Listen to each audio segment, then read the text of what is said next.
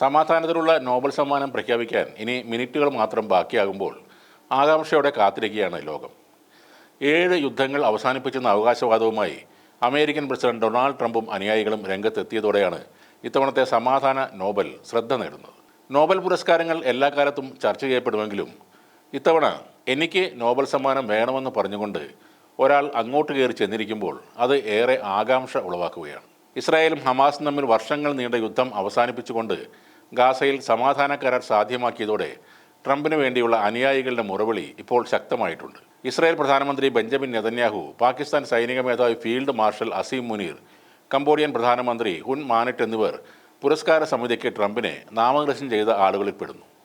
Nobel സമ്മാനത്തിന് ഇതുവരെ 338 പേരുകളാണ് നാമനിർദ്ദേശം ചെയ്യപ്പെട്ടിരിക്കുന്നത്. ഇന്ത്യൻ സമയം ഉച്ചയ്ക്ക് 2:30-ക്കാണ് പ്രഖ്യാപനം നടക്കുക. സമാധാന നോബലിന് തൻ്റെ അത്ര അർഹത മറ്റാർക്കുമില്ലെന്ന വാദം അമേരിക്കൻ പ്രസിഡന്റ് ഡൊണാൾഡ് ട്രംപ് നിരന്തരം ആവർത്തിക്കവേ ഈ പുരസ്കാരം ആർക്ക് കിട്ടുമെന്ന ആകാംക്ഷയിലാണ് ലോകം. എന്നാൽ ട്രംപിൻ്റെ നിലപാടുകൾ കണക്കിലെടുത്താൽ അദ്ദേഹത്തിന് നോബൽ സമ്മാനം കിട്ടാൻ വിദൂര സാധ്യതയേ ഉള്ളൂ എന്നാണ് വിലയിരുത്തൽ. ദീർഘകാല സമാധാനവും അന്താരാഷ്ട്ര സാഹോദര്യവും ലക്ഷ്യമിട്ട് പ്രവർത്തിക്കുന്ന സ്ഥാപനങ്ങൾക്കും വ്യക്തികൾക്കുമാണ് നൊബേൽ സമിതി മുൻഗണന നൽകുന്നത്. ലോകാരോഗ്യ സംഘടന ഉൾപ്പെടെ അന്താരാഷ്ട്ര ഏജൻസികളെ മാനിക്കാതിരിക്കുന്ന ഒരാളാണ് ഡൊണാൾഡ് ട്രംപ്. കാലാവസ്ഥ പ്രശ്നങ്ങളെ അവഗണിക്കുന്ന അദ്ദേഹത്തിൻ്റെ പതിവ് ശൈലിയും സമാധാനത്തിനുള്ള നോബൽ നേടാനുള്ള വഴിയിൽ ട്രംപിന് പാരയായി മാറും.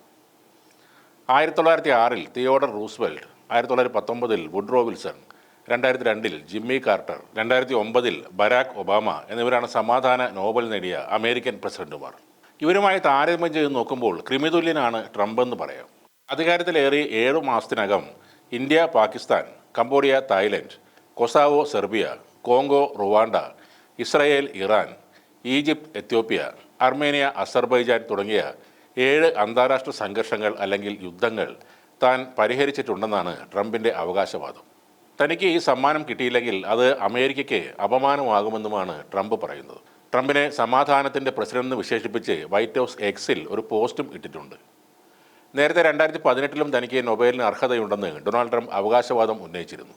കാലം ചെയ്ത ഫ്രാൻസിസ് മാർപ്പാപ്പ, ജയിലിൽ കഴിയുന്ന പാക് മുൻ പ്രധാനമന്ത്രി ഇമ്രാൻഖാൻ, ഇലോൺ മസ്ക്, മലേഷ്യൻ പ്രധാനമന്ത്രി അൻവർ ഇബ്രാഹിം, ജയിലിൽ മരിച്ച റഷ്യൻ പ്രതിപക്ഷ നേതാവ് അലക്സി നവൽനിയുടെ ഭാര്യ Yulia Navalnaya, UN general secretary António Guterres തുടങ്ങിയവരാണ് ഈ നോബലിനായി നാമനിർദ്ദേശം ചെയ്യപ്പെട്ടവരുടെ ലിസ്റ്റിൽ ഉള്ളത്. ഗാസയിൽ സമാധാന കരാർ ഉണ്ടാക്കി എന്ന് മേനിപരം നടക്കുന്ന ട്രംപ് തന്നെയാണ് ഇസ്രയേലിനെ ആയുധവും പണവും കൊടുത്ത് സഹായിച്ചത്. ഒരർത്ഥത്തിൽ ഗാസയെ ചുടലപ്പറമ്പാക്കിയതിൽ നെതന്യാഹുവിനേക്കാൾ പങ്ക് വഹിച്ചത് ഡൊണാൾഡ് ട്രംപാണ്. അദ്ദേഹത്തിന് സമാധാനത്തിനുള്ള നോബൽ പുരസ്കാരം ലഭിക്കുന്നത് സമീപകാലത്തെ ഏറ്റവും വലിയ അനീതി തന്നെ ആയിരിക്കും.